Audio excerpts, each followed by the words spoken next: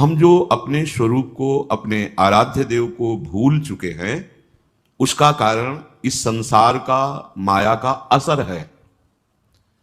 छोटी छोटी वस्तुओं से लेकर बड़े बड़े पद, लोक लोकांतर के वैभव, सिद्धियां, ये सब माया का असर है। इस असर को हम जितना स्वीकार करते चले जाएंगे, उतना हम अपने आराध्य देव, जिनके थे, हैं, रहेंगे, उनसे मुझे दूरी महसूस होगी। और यहां तक कि पूरा असर यदि संसार का हमारे ऊपर हो जाए, तो हम ये मानने के लिए भी तैयार नहीं होंगे कि हम प्रभु के हैं, प्रभु हमारे हैं, या प्रभु हैं भी कि नहीं। इतना असर है माया का। जो है ही नहीं, उसका असर इतना है कि जो है उसका विस्मरण करा दिया। साधना, उपासना इसी असर से बेअसर होने की है। हमारे ऊपर किसी वस्तु का, व्यक्ति का, स्थान का असर न पड़े, किसी घटना का असर न पड़े, किसी द्वंद्व का असर न पड़े, तो आप जीवन मुक्त हो गए। जब तक किसी भी छोटी सी छोटी वस्तु का आपके ऊपर असर पड़ रहा है, असर पड़ना कोई ज्यादा घातक बात नहीं है, असर स्वीकार करना यह घातक बात है। आप समझ रहे हैं? सृष्टि में सब कुछ है, ना उसके बढ़ने से आपको कोई सुख मिल रहा है, न नष्ट होने से सुख मिल रहा है। आपका जहां अपनापन स्वीकृति हुई, उसी का असर आपके ऊपर है। कहीं पूरा भूकंप आ गया, प्रांत का प्रांत गिर गया, हाँ थोड़ा हृदय से जब विचार करेंगे तो असर पड़ जाएगा, पर ऐसा नहीं पड़ेगा कि आप विक्षिप्त हो जाए। लेकिन आपका अगर एक कमरा भी गिर जाए तो असर पड़ जाएगा। आप जो स्वीकृति किए हुए हैं, जिस असर की जितनी मात्रा में, उतना ही आप बंधन युक्त हैं, दुख में हैं, चिंता में हैं, क्लेश में हैं, अशांति में हैं। ये बहुत खास बात है। साधना का मतलब है पूरे विश्व ब्रह्मांड में भगवान की जितनी रचना है, इसका असर ना रह जाए आपके ऊपर। तभी तो शांत एकदम भगवदाकार वृत्ति, वो आप है। ये आपका स्वरूप वर्णन किया जा रहा है। नित्य, शांत, आनंदमय, अभाव रहित, परम सुख राशि। ये असर विवेक के द्वारा बेअसर किया जाता है। जब आप सत्संग सुनते हैं, भगवान नाम जप करते हैं, भगवत आराधना करते हैं, तो आपकी बुद्धि परम पवित्र हो जाती है। परम पवित्र बुद्धि में जो विवेक प्रकट होता है, वो इन असरों से बचाता है, काटता है इन असरों को। आप जितना जो कुछ स्वीकार किएंगे, वही दुख दे रहा है, वही दुख देगा। बिल्कुल आपको किंचन मात्र किसी वस्तु, व्यक्ति, स्थान की आवश्यकता नहीं है।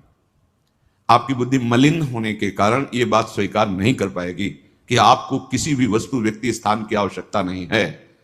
आप कहेंगे प्राण पोषण के लिए, शरीर पोषण, ये सब आपने स्वीकार किया है माया को, इसलिए आवश्यकता, इसलिए चाह, इसलिए आप विक्षिप्त हो रहे हैं, दुखी हो रहे हैं, अशांत हो रहे हैं, मरण धर्मा हो रहे हैं, जबकि आप अविनाशी हैं।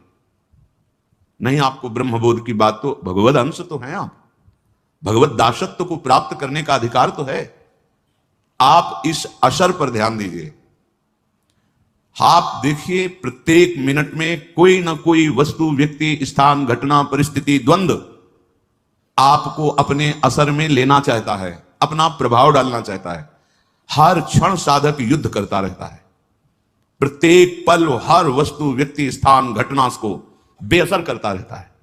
तभी उसको इस बात का परम लाभ मिलता है कि वो स्वराज्य सिंहासन पर विराजमान हो जाता है। स्वा, जो हमारा स्वरूप है, शंकर सहज स्वा, रूप संहारा, लाग समाधि, अखंड अपारा, अखंड अपार क्षमता भरी सुख वृत्ति उसके हृदय में उदय हो जाती है।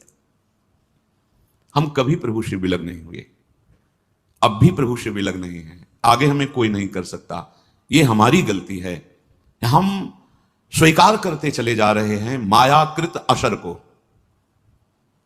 ये अंदर बैठा लिए आप, देखिए, आप जिस असर को आप जितना जोर देंगे स्वीकृति में, वो उतना ही प्रभाव डाल देगा। ये बड़े बड़े काम, क्रोध आदि शत्रु ये असर तभी दे रहे हैं जब आप इनका असर स्वीकार कर रहे हैं, अपने में अभाव मानकर। इनके द्वारा इस भाव में सुख मिलेगा, इस असर ने आपकी दुर्गति कर दी। अपने लोगों को आंतरिक विषय, ये सब चिंतन का विषय है। जो भगवत शरणागत जन होते हैं, उनके चिंतन में भगवान देते हैं ये भगवत प्रदत्त बात है जो आपको सुनाई दे रही है। असर, हम काम भाव में सुख देखते हैं तो काम का असर आ गया। अहम भाव की पुष्टता, कामना में बाधा, क्रोध आ गया। संसारिक भोगों में सुख मिलता है इसलिए रुपया की आवश्यकता है, लोभ आ गया। ये सब हमारे परिवार के प्यारे जन हैं, अंदर विराजमान प्रभु को ना जानते हुए शरीरों में मोह हो गया। जो भी गुण वृत्ति आपके अंदर जागृत हुई, अभिमान कर बैठे। क्रिया को अभिमान के द्वारा स्वीकृत, मैं करता, जो वस्तु भोगी मैं भोगता, ये मेरे से आगे निकला जा रहा है। मात्सर्यता, ये माया के जो प्रधान प्रधान दोष हैं, इनका हमारे ऊपर असर तभी पड़ेगा जब हम इसको स्वीकार करेंगे।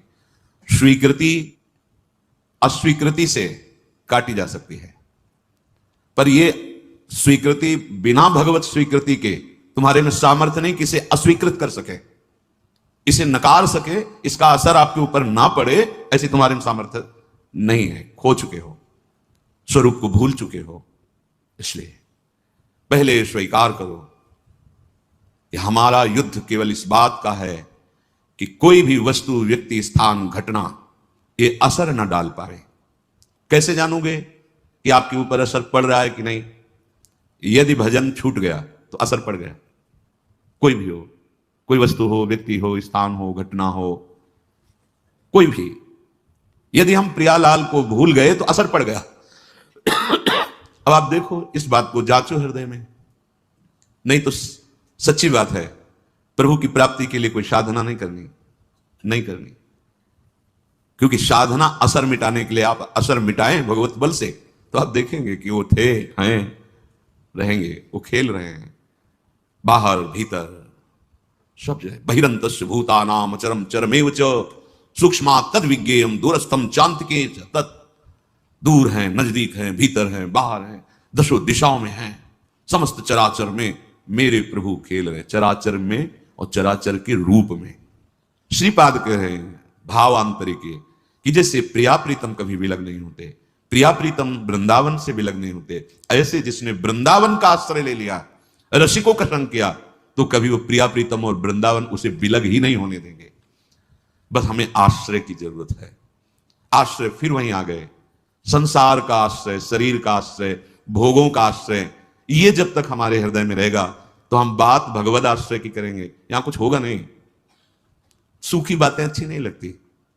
पेट में खूब चूहे लड़ रहे, भूख लग रही, और बातें हम 56 भोग की कर रहे हैं, क्या होगा? अरे भाई, नमक रोटी ही खा लें तो कम से कम वो मिट तो जाएगी। कम से कम साधारण मानव जीवन की रहनी आ जाए, भक्ति, साधारण भक्ति आ जाए। ये तो बहुत ऊंचे सर्वोपरि प्रेम रस की बात है, पर हमको चयन कर लिया गया है।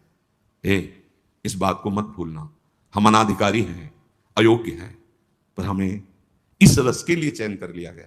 सच्ची मानिए।